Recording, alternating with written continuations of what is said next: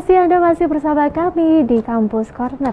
Nah, kita langsung lanjut aja nih ke Mbak Nika yang tadi ya Mbak. Itu tuh ada berapa tahapnya Mbak untuk jalur reguler? Oke, tahapan jalur reguler sendiri ya.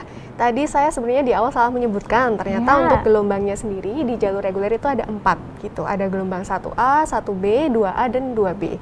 Seperti itu. Berarti ada 4 nih ya. Untuk yang 1A nih dibuka sampai kapan Mbak? Oke, untuk yang gelombang 1A ini kemarin kami sudah mulai dari tanggal 25 April sampai tanggal 27 Mei. 27 gitu. Mei berarti Betul. Bulan ini ya, teman-teman jangan lupa. Terus yang untuk 2B itu Mbak, sampai kapan nih? Oke, untuk gelombang 2B dimulainya berarti dari 28 Mei sampai kapannya nanti kalian bisa cek langsung di website kami aja gitu, karena di sana informasinya lebih lengkap. Oke, nah untuk dokumen-dokumen yang paling penting nih yang disiapkan tuh apa Mbak? Oke, jadi mungkin teman-teman di sini ada yang mau daftar ke Udinus ya via jalur reguler ini. Nah, kalian harus menyiapkan beberapa dokumen seperti ada fotokopi ijazah atau SKL jika sudah ada gitu. Kemudian ada fotokopi KK atau KTP, kemudian ada pas foto 3x4 2 lembar sama biaya pendaftarannya sebesar 250.000 seperti itu. Seperti itu, dicatat ya, kalau lupa nanti nonton ini lagi atau enggak cek di webnya. Betul sekali. Oke, kita lanjut ke Mas Khalid nih. Mas Khalid nih, bisa diceritakan kepada pemirsa TVku dulu tuh langkah-langkahnya tuh terjun di dunia media dan jurnalistik tuh gimana Mas? Dari kuliah di Udinus, lalu prosesnya tuh bagaimana Mas? Saya sebenarnya masuk ke Radar Kudus itu sebelum lulus Mbak.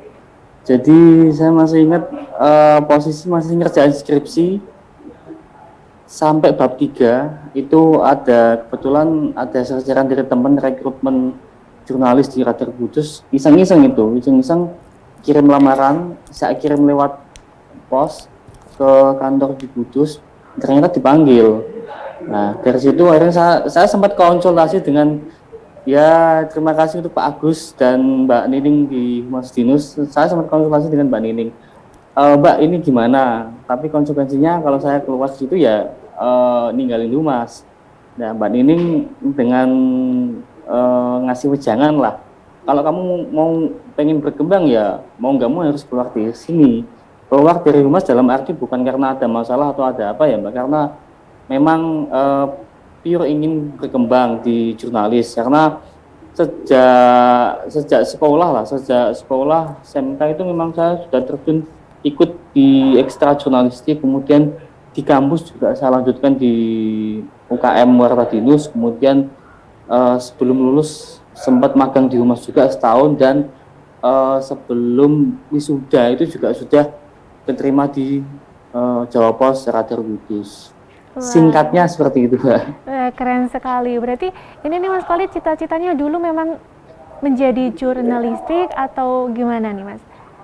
Ya, salah satu impian saya ya jadi jurnalis, karena dari kecil memang kalau pagi itu seringnya nonton acara berita di TV. Kalau anak-anak yang lainnya nontonnya kartun, kalau saya enggak, nontonnya berita di TV pagi-pagi itu jam 6 sebelum berangkat sekolah.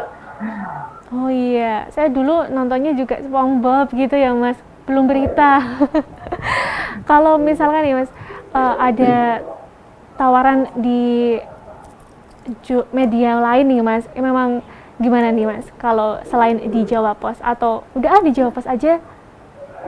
Kalau selama ini sih saya masih nyaman dengan Radar Kudus dengan Jawa Pos, karena lihat media lain ya mohon maaf ada yang memang lagi posisinya agak sulit, ya dengan manajemen yang baik, insya Allah di grupnya Jawa Pos itu untuk survive ke depan itu masih bisa Mbak, meskipun kita punya daya protek ya, cetak dan online tetap jalan seperti kita ngikutin zaman digital ini.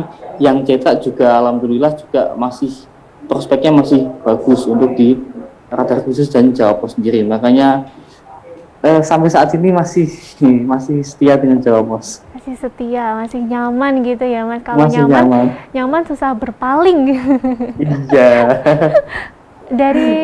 Dari Udinus dulu nih Mas, waktu kuliah nih ada kan pasti mata kuliahnya kan berbeda ya tentunya dengan jurnalistik. Ada nggak sih Mas ilmu-ilmu yang dulu di Udinus di kelas itu bisa diterapkan di dunia jurnalistik saat ini? Ya, kebetulan dulu saya kuliahnya di teknik informatika, nggak nyambung ya dengan pekerjaan sekarang ya. Karena dulu sebenarnya mau masuk ke ilmu komunikasi, cuman dulu ketika saya masuk 2012 itu belum ada S1 ilmu komunikasi, adanya di 3 broadcasting. Dari orang tua nggak boleh, ya udah karena SMK saya jurusan komputer ya masuknya ke TI aja. Kalau mata kuliah yang ada kaitannya dengan kerjaan sebenarnya kalau secara langsung nggak ada Mbak, memang jelas nggak ada. Kalau yang ya mungkin gini, kalau di teknik itu kan biasanya semua kalau kita mau bikin apapun, bikin aplikasi lah misalnya itu kan harus dirancang dengan baik, disusun dengan baik. Sama halnya ketika kita di media lah, bikin program apa atau bikin liputan apa, itu kan pasti harus direncanakan dengan baik.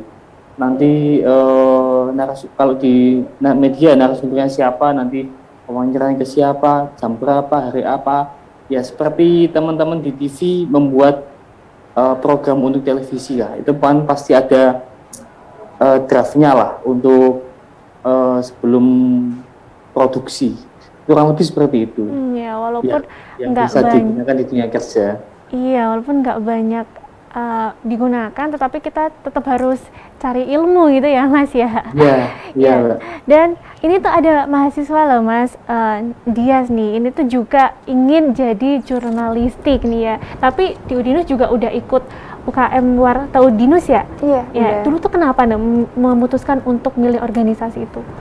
Karena saya juga dari SMA itu udah tertarik ke jurnalistik, dan yang selanjutnya karena masih berhubungan sama ilmu komunikasi. Jadi sekalian bisa dapat ilmu di dua-duanya gitu.